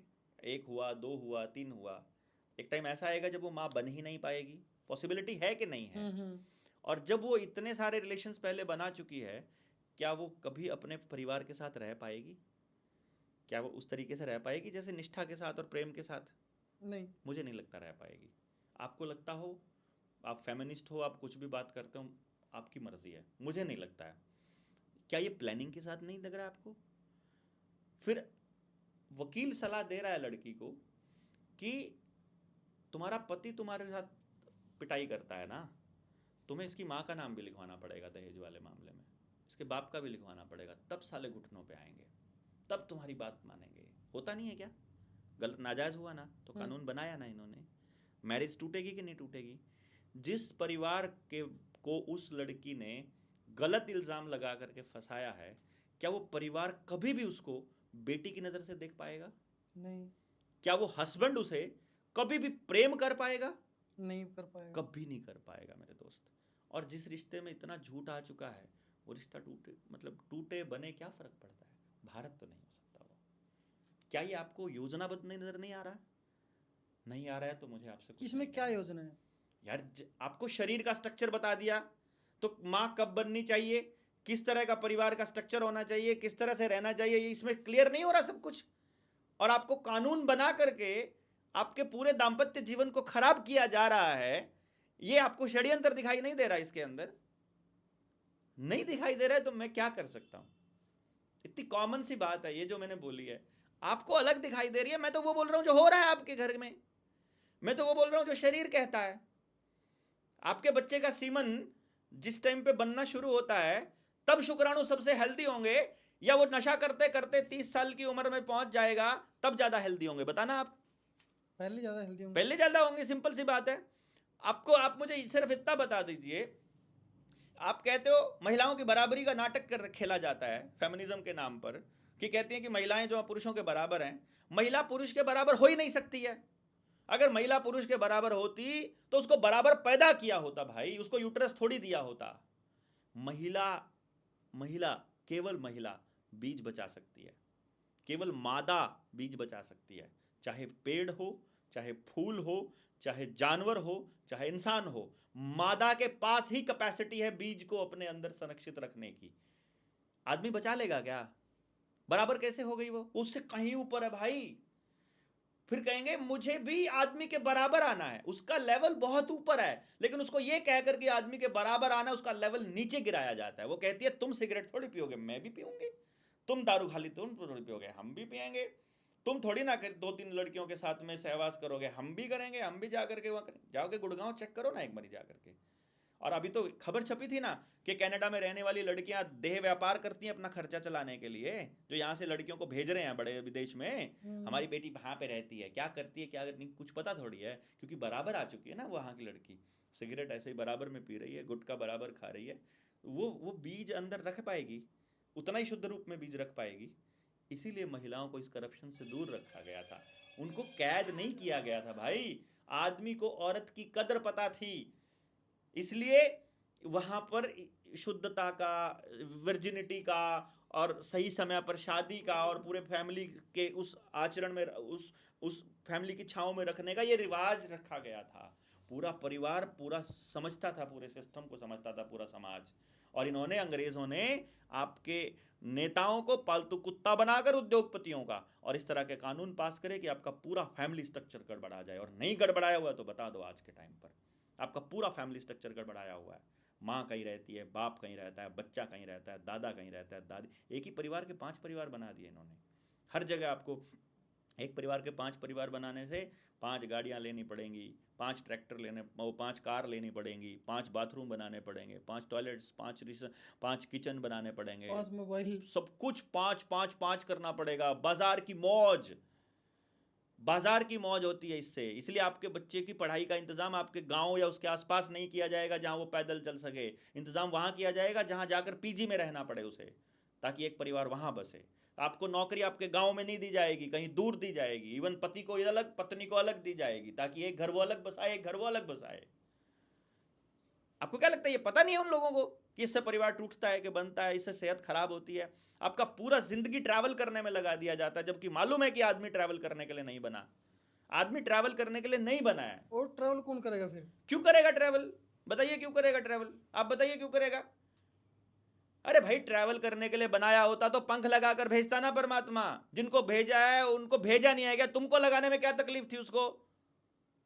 तुमको गाड़ी पहिया बनाने की जरूरत क्या थी? बताओ, गाड़ी बनाने की जरूरत क्या है तुमको? करते क्या हो वहां जाकर के, जो तुम अपने गांव में नहीं कर सकते, जो वहां पर नहीं कर सकते जहां से आप पैदा हुए हो? आपका जो ट्रैवल करवाना है ये षड्यंत्र का हिस्सा है। पूरा ट्रैवलिंग आपको बर्बाद करने के लिए है। बच्चा साइकिल चलाने के लिए नहीं बना है। रीढ़ की हड्डी खराब होती है। 16 साल तक उसकी हड्डी को पकने दिया जाए, दौड़ने दिया जाए। दौड़ना भी कच्चे में, पक्का नहीं होना चाहिए, ईंटें नहीं होनी चाहिए, रोड सड़क पे पक्का नहीं होना चाहिए, लेकिन सब पक्का कर दिया हरामखोरों ने। आप इसलिए सबके घुटने खत्म हो रखे हैं। कच्चा चलने को छोड़ा ही नहीं है। पानी अंडरग्राउंड नीचे ना जा पाए, रिचार्ज ना हो पाए, इसलिए सब कुछ पक्का कर दो। खेत हैं तो, हाँ, खेत हैं तो वहां से नीचे से ही निकाल करके पानी दे रहे हैं आपको। नहर का पानी थोड़ी आ रहा है, नीचे से निकाल रहे हैं। और आसपास में सफेदे लगा दिया, यूकलिप्टस, जो सारा पानी चूस जाते हैं। नहीं लगाए तो बताओ। ये तो है। हाँ, तो फिर पॉपुलर पे आपको फायदा इसका मिलेगा। एंडिंग क्या है फिर? एंडिंग आपकी गुलामी है। अगर आपने नहीं समझा तो, अगर आपको समझ में आ गया कि पानी बर्बाद हो रहा है, आपको समझ में आ गया कि गेहूं आपकी फसल है ही नहीं है, गेहूं और चावल आपकी फसल नहीं है, हरियाणा की फसल नहीं है, पंजाब की फसल नहीं है, क्यों दिया जा रहा है भाई? पता नहीं है कि इससे कैंसर होता है? सरकार को नहीं पता है क्या? मेरे को जैसे अदने से आदमी को पता है कि गेहूं से कैंसर होता है। ये अमेरिका की फसल है, हमारी नहीं है, हमारे मोटे अनाज हैं। वो ख़त्म कर दिए, हमको पेस्टिसाइड दे दिया, यूरिया दे दिया, बीज ख़त्म कर दिया, आपका डंगर ख़त्म कर दिए। अब आज के टाइम पे बीज के ऊपर चला हुआ है ना। अभी बीज वालों ने क्या कहा कि जो ये बीज का नया कानून बना है, इसके विरोध में अब हमने 1 हफ्ते के लिए अपनी दुकानें बंद रखी हैं, और जब तक बातचीत नहीं होगी बीज नहीं देंगे हम किसान को। सोचो, किसान के पास अपना बीज नहीं है, वो खेत में कुछ भी नहीं बो पाएगा।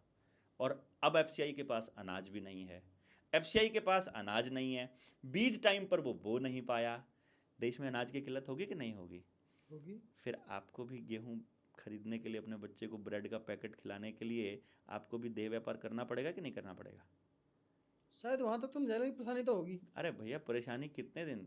अभी सिर्फ साइलोज में पड़ा है अंबानी अडानी के पास गेहूं, सिर्फ उनके पास अनाज पड़ा है। और उनके लिए अग्निवीर अभी 4 साल की पूरी करके आ रहे हैं, आ चुके हैं, भर्ती हो रहे हैं अभी रिलायंस में। सारे के सारे बंदूक लेके खड़े होंगे अनाज लेने के लिए चलोगे तो। आप अपना अनाज भी नहीं ले पाओगे, क्योंकि खेती के जो कानून है उनमें ये मेंशन किया हुआ है कि अडानी को अगर चाइना से एक एक्सपोर्ट का ऑर्डर आया हुआ है कि तुम्हें इतना गेहूं भेजना है हमारे पास, तो सरकार भी उसके साइलों से गेहूं लेकर के जनता को नहीं दे सकती है। और किसान खेत में उगा नहीं पाएगा, क्योंकि देसी बीज के लायक ज़मीन छोड़ी नहीं है, और हाइब्रिड बीज जो है बाजार दे नहीं रहा है। ये 2-1 साल चल जाए बस, फिर देखो तुम। जिस टाइम पे बारिश की ज़रूरत नहीं है उस टाइम ज़रूरत से ज़्यादा बारिश करवा दो, जिस टाइम बारिश की ज़रूरत है उस टाइम पे सूखा करवा दो। पॉसिबल है ना, प्रैक्टिकल हो चुका है ना, कर चुके हैं ऑलरेडी, वो कर दो। देखो, मौसम 2-4 मौसम खराब हुए नहीं, और फिर आप अच्छा, एक लास्ट टॉपिक हो रहा है, लोकतंत्र एक भ्रम। ऑब्वियसली, आपको क्या लगता है लोकतंत्र है इस देश के अंदर? देखो कमाल की बात, इस देश में 2014 में पहली बार नरेंद्र मोदी प्रधानमंत्री बन के आया। 2009 में लाल कृष्ण आडवाणी प्रधानमंत्री पद के उम्मीदवार था। लाल कृष्ण आडवाणी को मिले 24% वोट, यानी भाजपा को मिले 24% वोट। जिस टाइम पर 2014 में पूरे भारत के अंदर कांग्रेस का जबरदस्त विरोध है, एंटी कांग्रेस वेव है, और नरेंद्र मोदी के ऊपर हजारों करोड़ रुपए अडानी ने वेस्ट कर दिया है, खर्चा हो रहा है, मीडिया के अंदर पूरा प्रोपेगेंडा चल रहा है, तब भी मात्र 31% वोट आए, मात्र 7% वोट बढ़ा नरेंद्र मोदी का। वो क्योंकि कांग्रेस ने जो ईवीएम सेट की हुई थी अपने हिसाब से की हुई थी पहले, ठीक है। अच्छा, ईवीएम कांग्रेस के हिसाब से सेट हुई थी? क्या बात करते हो, अच्छा एम ही थोड़ी दो बार प्लान कर लेगा। आपको क्या लगता है कांग्रेस और बीजेपी में आपको फर्क नजर आ रहा है? जिस टाइम 2014 में प्रधानमंत्री पद की शपथ ली नरेंद्र मोदी ने, 288 जो पार्लियामेंट के मेंबर थे उनमें से 144 तो वो थे जो पहले यूपीए में थे 2014 में। 200, हाँ 2014 की आंकड़ा उठा के देख लो ना, मिल जाएगा आपको कितने लोग। ये असल में कांग्रेस और बीजेपी आपको अलग नजर आ रही है। ये तो जब पता लगता है 42 साल से कांग्रेसी, ये अपना छोटू राम का नाती फट से वीरेंद्र सिंह, मैं क्यों नाम लूं किसी का, पहुंच गया सीधा बीजेपी में, मलाई खाई पूरी। जब हरियाणा में वेव बनी कांग्रेस की, फिर वापस चला गया। तो आप इसको कांग्रेसी कहोगे कि भाजपा ही कहोगे? अब तो वो वापस कांग्रेस में आ गया, कांग्रेस ही आपको लगता है यार वो कांग्रेसी है? मैं फिर से कह रहा हूं आपको, राहुल गांधी को आज तक नहीं पकड़ पाए ये लोग। ए राजा कोयला घोटाले में ए राजा बरी हो चुका है। किसी को भी 2014 से लेके आज तक किसी भी भ्रष्टाचारी को सजा दिला पाए क्या? एक भी आदमी के खिलाफ सबूत नहीं मिले। अगर लालू के ऊपर कोई कार्रवाई की थी तो कांग्रेस ने की थी, ये नहीं कर पाया आज तक। हुड्डा के खिलाफ बोलता रहता है प्रॉपर्टी डीलिंग में, हुड्डा ने 12,000 एकड़ बेची थी, इधर सेज बनाया था जो झज्जर का, लेकिन इसकी औकात नहीं है किसी को भी पकड़ के बैठ जाए। तो जो मैं बता रहा था कि 31% वोट मिले और आपको लगा मेजोरिटी की सरकार बन गई, अरे उस वक्त भी 69% तो खिलाफ हैं। नहीं समझे? समझ गया। तो आपको लोकतंत्र कैसे हो गया कि देश की चुनी हुई सरकार कैसे हो गई? और वो कानून बना रही है, अभी बीएनएस बना, भारतीय न्याय संहिता, आईपीसी को उठाया एज इट इज। जब जनता सरकार मोर्चा ने ये डिमांड उठाई थी कि आईपीसी 1860 में अंग्रेजों का बनाया हुआ कानून इस देश के ऊपर लागू क्यों है, उस कानून को एज इट इज बीएनएस बना करके पुलिस को ज्यादा पावर दे करके वो लागू कर दिया कि जुलाई 2019 से ये लागू हो जाएगा, जब 2019 की सरकार बनी। आपको पता है जब वो पास हुआ उस वक्त 177 पार्लियामेंट के सदस्यों को निलंबित किया गया और तब वोटिंग हुई। निलंबित क्यों किया गया? निलंबित किया गया क्योंकि वो विरोध में थे, पास ही नहीं होता, वो 2/3 मेजोरिटी से पास करना था, 2/3 मेजोरिटी से पास हो नहीं सकता था। तो पहले जो जो विरोध में कैंडिडेट थे सबको निलंबित किया एक रात में अध्यक्ष ने। आपको पता भी नहीं ना, देखो कमाल की बात, देश में किसी को नहीं पता कि सबको निलंबित कर दिया। और कमाल की बात यह है कि राहुल गांधी की इतनी औकात नहीं है कि वो इसका विरोध कर दे, क्योंकि इसका मतलब है वो भी वहीं से चल रहा है। अरविंद केजरीवाल कभी बोला इस मुद्दे पर? कोई नहीं बोला। जिस मुद्दे पर साइलेंट रहना होता है सबके मुंह पर ताला लग जाता है। कोरोना के मुद्दे पर कोई सच बोला? अभी जो ये हैदराबाद के अंदर कॉलेज के अंदर जमीन, वो जो जंगल साफ किया जा रहा है, हाँ, उसमें भी कोई नहीं बोल रहा। देख लो आप, तेलंगाना में सरकार किसकी है? कांग्रेस की है। कांग्रेस की सरकार में जंगल कट रहे हैं। वो कांग्रेस जो हसदेव के काटने पर नाटक कर रही थी विरोध करने का, वो वहां काटने दे रही है और राहुल गांधी के मुंह में दही जम गया है। क्या ये भी नहीं बोल रहे कोई? बीजेपी वाले भी नहीं बोल रहे? बीजेपी वाले भी थोड़े बहुत, क्योंकि कांग्रेस शासित प्रदेश ऐसा करके कोई बात पोस्ट आती है उसको शेयर कर देते हैं वो लोग। लेकिन बड़ी बात क्या है भाई कि इधर से आदिवासियों को भी बर्बाद किया जा रहा है, जो इस देश के असली मूल निवासी हैं, जो असली भारतीय हैं, और इधर से गाँव को भी बर्बाद किया जा रहा है, जो हमारी पूरे भारत की अर्थव्यवस्था का मूल है। प्रोडक्शन को भी ख़त्म किया जा रहा है और प्रोडक्शन को लोगों में से मतलब डिस्ट्रीब्यूट करने की बजाय, डिसेंट्रलाइज करने की बजाय पूरे प्रोडक्शन को सेंट्रलाइज किया जा रहा है और आपका सब कुछ जो है वो लूट लूट के कंपनियों को भरा जा रहा है। ये कोई इत्तेफाक नहीं हो सकता। ये ऐसे नहीं हो सकता कि गांव का आदमी अपने बच्चे को पढ़ने के लिए कहीं भेजे और वापस गांव में कभी आए ही ना। इतना परिवारों का टूटना, समाज का ऐसे टूटना, अपराधों का बढ़ना, नशे का बढ़ना, ज़मीनों का नीलाम होना और ज़मीनों का कर्जदार होना और हर आदमी कर्जे में होना और हर आदमी दुखी होना और हर आदमी परेशान होना, ये इत्तेफाक नहीं है मेरे दोस्त। ये सब पूरी तरह से स्क्रिप्टेड है और इसके बारे में हम आपको कब से बोल रहे हैं, 5 साल से तो ओपन मीडिया में आके बोल रहा हूँ, मैं सब कुछ बोल रहा हूँ। ये जो आज चलते चलते लोग गिर रहे हैं, ये जो आज रोज़ आपके गांव में सब बीमार पड़े हैं, इसके बारे में भी बोल चुका हूँ, जेल भी जा चुका हूँ इस मुद्दे पर। आप अभी भी किसी को पागल नजर तो आ इसका रहा हूँ। सॉल्यूशन क्या है? बात तो सॉल्यूशन की होनी समझ। चाहिए।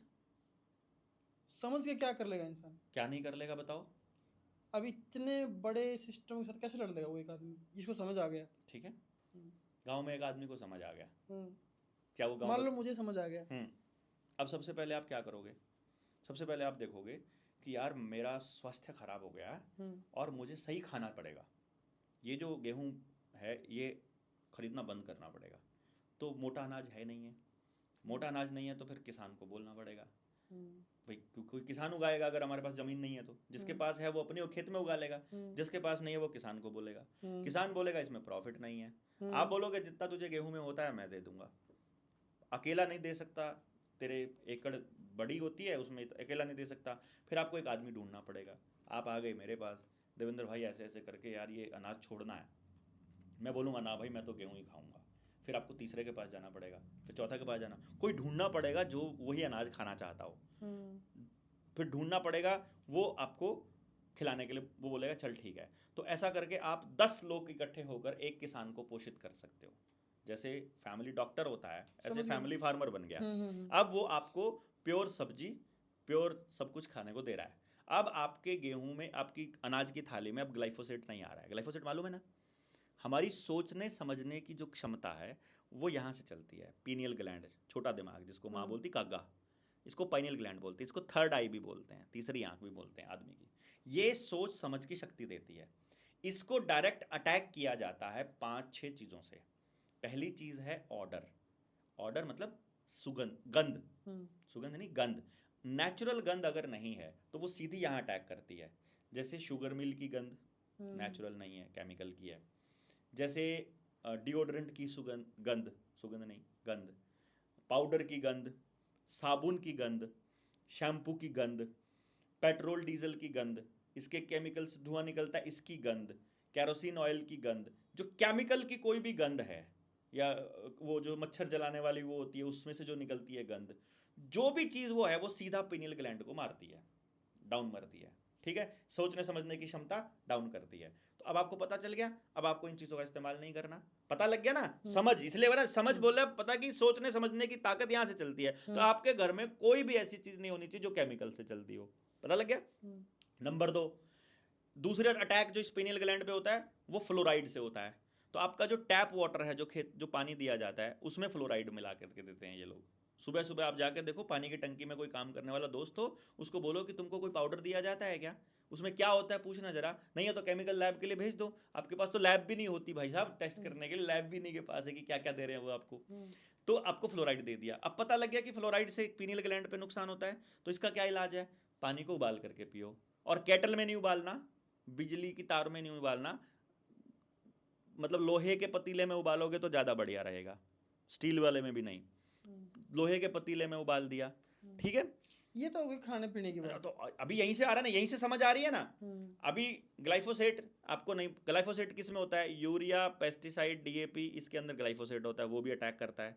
चौथी चीज जो अटैक करती है वाईफाई करती है। तो अपने फ़ोन को, जैसे मेरे पास एक बैग है जो एंटी रेडिएशन बैग है, मैं बॉडी को टच नहीं करता अपने फ़ोन को। और फ़ोन रेडिएशंस को बंद करके रखो, डाटा को बंद करके रखो, जब सो रहे हो तो घर में बंद करके रखो। मालूम पड़ गया? 5वीं चीज़ एल्यूमिनियम। एल्यूमिनियम का कोई भी बर्तन आपके पास नहीं होना चाहिए। रोटी रैप करने के लिए एल्यूमिनियम फॉयल नहीं यूज़ करनी, गर्म करने के लिए एल्यूमिनियम का पतीला नहीं यूज़ करना, एल्यूमिनियम की बाल्टी घर में नहीं यूज़ करनी। छठी चीज़ नैनो प्लास्टिक, फैलेट्स जिसको बोलते हैं, उसमें होता है नैनो प्लास्टिक में। प्लास्टिक की कोई भी चीज़ या पैकिंग की कोई भी आइटम, उसमें नैनो प्लास्टिक है, वो भी आपके सीधा सीधा ये अटैक तो करती है। बिल्कुल डाउन चलेगा। वो मोटा मोटा बताओ। अभी मोटा मोटा देखो, अब जब आप बचना चाह रहे हो, अब आपको पता चल जाए शरीर कैसे काम करता है, पता चल जाए खाना क्या है, पता चल जाए हेल्दी कैसे रहना। अब मेरे को 29 साल हो गए, मैंने कोई टेबलेट नहीं ली, मैं कभी मतलब एलोपैथी की कोई ड्रग्स नहीं लेता। मैंने आज तक 2 ड्रग्स लिए एलोपैथी की। एक भिरड़ लड़की थी और मुझे भाषण देना था, एलर्जी ना हो इसलिए सिट्राजिन खाई थी एक दिन, और एक दिन पथरी का दर्द हो गया था। तो मुझे तब तक नहीं मालूम था कि होम्योपैथी में एक दवाई आती है, नाम भूल गया उसका, मैं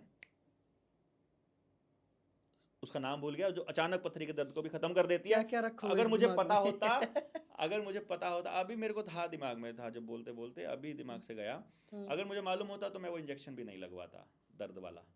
दोबारा मैंने ना अल्ट्रासाउंड करवाया, ना मैंने पथरी का कोई किया, पानी दबा के पिया और वो निकल गई होगी, पता नहीं, आई डोंट नो, बहुत साल हो गए। 20 साल मेरी शादी को हो गए, मेरी पत्नी ने कभी आज तक एलोपैथी नहीं खाया, मेरे बेटे ने 12-13 साल से नहीं खाया, हमारे घर में आता ही नहीं कुछ भी। अब मेरे घर में फ्रिज है, ना कभी आज तक उसमें कोल्ड ड्रिंक रखी गई, ना कभी उसमें पानी रखा गया, ना उसमें कभी सब्जी रखी गई जाई। मतलब हम लोग क्या करते हैं, हफ्ते वाले दिन चाहे हमें कितनी दूर जाना पड़े, जिस खेत में बिना केमिकल की सब्जी हो रही है वो लेके आते हैं, बिना फ्रिज के रख दो। अगर वो केमिकल वाली सब्जी होगी सुबह तक ऐसे ख़त्म हुई मिलेगी, और केमिकल वाली होगी तो बिना केमिकल की होगी ऐसे मिलेगी, एक हफ्ते तक खराब ही नहीं होती। ठीक है। दूध, 40 से कम उम्र के लोग हो तो दूध पी सकते हो, 40 के बाद दूध छोड़ना पड़ेगा आपको।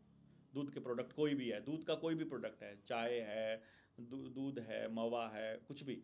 हाँ, फिजिकल काम करते हो चाहे 70 साल के हो फिर भी खाओ दबा के, फिर कोई दिक्कत नहीं है। फिजिकल काम अगर छोड़ दिया तब की बात है। शरीर का स्ट्रक्चर समझ आ गया तो मालूम पड़ गया क्या खाना है क्या नहीं खाना है। बीमार नहीं पड़ोगे तो आधे तो ठीक वैसे ही रहोगे। फिर स्टडी करना, आपको टाइम ही नहीं दिया जाता कि आप पढ़ पाओ थोड़ा बहुत भी नई चीज़ों को, किसी तरह से समझो। अब मैंने इतनी सारी बातें बोल दी, सर्च करो ना, खाने की आइटम है, आपको नमकीन दी जाती है, कौन सा तेल इस्तेमाल होता है मालूम ही नहीं है, कॉटन सीड ऑयल। कॉटन कैसी है भारत में? BT cotton. बीटी कॉटन क्या है? Genetically modified. जेनेटिकली मॉडिफाइड के ऊपर ब्राजील ने 2020 में रिपोर्ट जारी की थी कि जो भी आदमी या जीव जेनेटिकली मॉडिफाइड आइटम खा रहा है, या वो या उसकी संतान नपुंसक या बांझ होगी। तो जो खा रहे हो, जो अपने मेहमानों को परोस रहे हो, वो सारा का सारा जेनेटिकली मॉडिफाइड आइटम है। कौन से टमाटर में मछली का जीन है, कौन से खीरे में कौन सी चीज़ है, मालूम नहीं है ना, तो खा रहे हो और खिला रहे हो, अपने परिवारों को बर्बाद कर रहे हो। समझ ही समाधान है, पता लग गया कौन सी चीज़ बढ़िया है, कौन सी चीज़ खानी है, कौन सी नहीं खानी है, कहाँ जाना है कहाँ नहीं जाना है, काम कौन सा करना है, हो गया समाधान। उसके लिए लोगों को जगाओ और आसपास गांव को पूरा माहौल तैयार कर लो। इसी के लिए तो लगे हैं। 8 जुलाई को अपनी किताब का विमोचन कर रहा हूँ मैं, जिसके अंदर पूरा सोल्यूशन होगा। एजुकेशन के जरिए बच्चों का, मतलब एजुकेशन के जरिए स्कूल में ही बच्चे को जीवन जीने की कला कैसे सिखानी है, 100% एम्प्लॉयमेंट वाला एजुकेशन सिस्टम गांव में कैसे बनाना है, और पूरे षड्यंत्र को कैसे पर्दाफाश करना है, उसकी शुरुआत यहीं से करूंगा, अपने गांव फफड़ाना से। यहीं फफड़ाना से ही, अपने यहाँ से असंध से 6 किलोमीटर दूर है। यहीं अभी अगले हफ्ते से, अभी कटाई का दौर चल रहा है, और अगले हफ्ते से गांव में परमानेंट आ रहा हूँ। परमानेंट गांव के अंदर मिशन शुरू करूंगा, एक एक घर को समझाऊंगा। नहीं समझ में आएगा, लेकिन आए ना आए आई डोंट नो, लेकिन मैं अपना काम पूरा करूंगा, और पूरी किताब का विमोचन अपने गांव से करूंगा। गांव बच गया तो भारत बच जाएगा। और समझ ही समाधान है। समझ में आने के बाद ना, बस समझाना है आपको और लोगों को। किसी को आज समझ आएगा, किसी को नहीं आएगा। जो बरगद का पेड़ आपने कभी देखा हो, जो पीपल का पेड़ देखा हो, कोई 100 साल पुराना, कोई 200 साल पुराना, जब कभी वो अपने बाल्यावस्था में होगा, या जब कभी वो उगने वाली अवस्था में होगा, तो बीज रूप में तो वो इतना सा ही होगा ना। वैसे ही अपना विचार है आज के टाइम पे कि भारत को बचाना है। वो जो बीज रूप में विचार है, इसको पोषण जब मिल जाएगा, समाज को समझ आ जाएगा कि पंचायती व्यवस्था में अगर आप न्यायिक प्रणाली चालू करते हो तो सुबह कोई बात हुई, शाम तक समाधान हो जाएगा। लेकिन अगर पुलिस व्यवस्था में जाओगे तो पुलिस को दोनों पार्टियां पैसे देने पड़ेंगे, वकील को दोनों पार्टियों को पैसे देने पड़ेंगे, और जज को भी पैसा खिलाना पड़ सकता है। होता है कि नहीं होता है? तो एक तरफ है पैसे वाले राज, दूसरा ये है। अगर आप अपने बच्चे को स्कूल में ही पढ़ाओगे, अपने गांव के स्कूल में, और वही एजुकेशन सिस्टम आप अपने गांव में लागू कर दो, तो ना आपको बस का खर्चा करना पड़ता, ना आपका बच्चा ट्रैवल करेगा, ना दिन के 3 घंटे 4 घंटे ट्रैवलिंग में खराब होंगे, और आपके बच्चे के पास खेलने का, खेत में काम करने का, घर में हाथ बटाने का खूब समय होगा, और अपने टैलेंट के हिसाब से अपनी एजुकेशन सिस्टम को तैयार किया जा सकता है। अपने गाँव को बचाने के लिए लड़ाई भी लड़ेगा, क्योंकि उस गाँव ने उस बच्चे को तैयार किया है। हेल्थ के मामले में भी समझा दिया जाएगा हर माँ को कि तुमको अपने बच्चे को क्या खिलाना है क्या नहीं खिलाना है, तो वो उसका बच्चा बीमार ही नहीं पड़ेगा। अगर आपको जीवन जीने का तरीका सलीका सिखा दिया जाए, तो क्या फिर भी आप इस तरह की जिंदगी जियोगे जो आपको नुकसान करती हो, समाज को तोड़ती हो, अपराध बढ़ाती हो, नशा बढ़ाती हो? मैं समझ गया आपकी बात। सॉल्यूशन ये है कि आपको समझना पड़ेगा, बस पढ़ना पड़ेगा, सिंपल। आपको जानना पड़ेगा, बातें करनी पड़ेंगी। मेरे जैसे आदमी को पागल कहना बंद करना पड़ेगा। ये कहना पड़ेगा यार इसकी बातों में जो जो काम की बात है वो निकाल लो ना। क्या जरूरी थोड़ी ना है कि सब, ऐसा थोड़ी होता है कि 100 की 100 बात मैं पागलों वाली कर रहा हूँ। कुछ तो काम की बात कर ही रहा हूँगा ना, कुछ तो काम की बात बोल रहा हूँगा। ऐसा थोड़ी हो सकता है कि सब कुछ बेकार की बात है। आपको हेल्दी रखने की बात कहना कहाँ से बेकार और पागलों वाली बात हो गई भाई? आपकी बात बिल्कुल ठीक है। तो इसलिए अपने गांव से शुरू करेंगे। 8 जुलाई को विमोचन है और यहाँ से देखिएगा, मेरी उम्मीद ये है कि पूरे भारत से लोग मेरे गांव में आएंगे। लोग गांव से जाकर शहरों में करते जुलाई हैं। में जुलाई में अभी शुरू करेंगे हम, पूरी आसपास के सब गांव में आएंगे, मैं भी आऊँगा। असम में भी आएंगे। बिल्कुल, आप सब लोगों को भी इनविटेशन है, बिल्कुल आइएगा। हमने बहुत सारी चर्चा करी आज, काफ़ी सारी चर्चा करी। पहले समस्या पर चर्चा करी, फिर समाधान पर बातें आई। अंत में एक छोटा सा जो शॉर्ट मैसेज क्या देना चाहोगे, सिर्फ शॉर्ट कुछ शब्दों का? शॉर्ट शब्दों का यही कहना चाहूँगा सभी लोगों को कि भाई हम ट्रैवल करने के लिए नहीं बने हैं, हमारा शरीर बीमार होने के लिए नहीं बना है। हमारा शरीर खुद को स्वस्थ रख सकता है, कोई भी बाहर का केमिकल उसको ठीक नहीं कर सकता। आपके शरीर को ही अपना डॉक्टर बनाओ, अपने भोजन को ही अपनी दवाई बनाओ, अपने गांव को अपना रेजिडेंस बनाओ। गांव बचेगा तो भारत बचेगा, क्योंकि गांव ही भारत है। ये थे हमारे साथ डॉक्टर देवेंद्र बलहारा जी, जो एक ऐसे मिशन पर काम कर रहे हैं, शायद ही इस जो मिशन का जो एक मोटिव है किसी को पता हो, क्योंकि ये समझा रहे हैं लोगों को तंत्र कहाँ से चल रहा है, क्या सिस्टम कहाँ से मैनेज हो रहा है, और आपको स्वस्थ कैसे रहना है, अपने शरीर को स्वस्थ कैसे रखना, अपनी फैमिली को कैसे बचाना है। तो बहुत कुछ इस पॉडकास्ट से आपने सीखा होगा। नहीं, हमारा मिशन बड़ा क्लियर है। सही बताऊँ, एक थोड़ी सी आप कंटिन्यू कर लेना, मैं आपको अपना मिशन बता देता हूँ। हमारा मिशन है बड़ा कमाल का, जो मैसेज में मैं बोल नहीं पाया, मैं आपको बता देता हूँ। हाँ, सीधी सी बात है, जल जंगल जमीन जानवर और जन मतलब इंसान, जन जल जंगल जमीन जानवर, रोटी बेटी माटी, इसका सम्मान और अधिकार हमको हासिल करना है गांव को। दूसरा, शिक्षा स्वास्थ्य न्याय राजनीति खेती और धर्म, यहां से पूंजीवाद और पैसा खत्म करना है। बस ये आपके बचने का रास्ता है।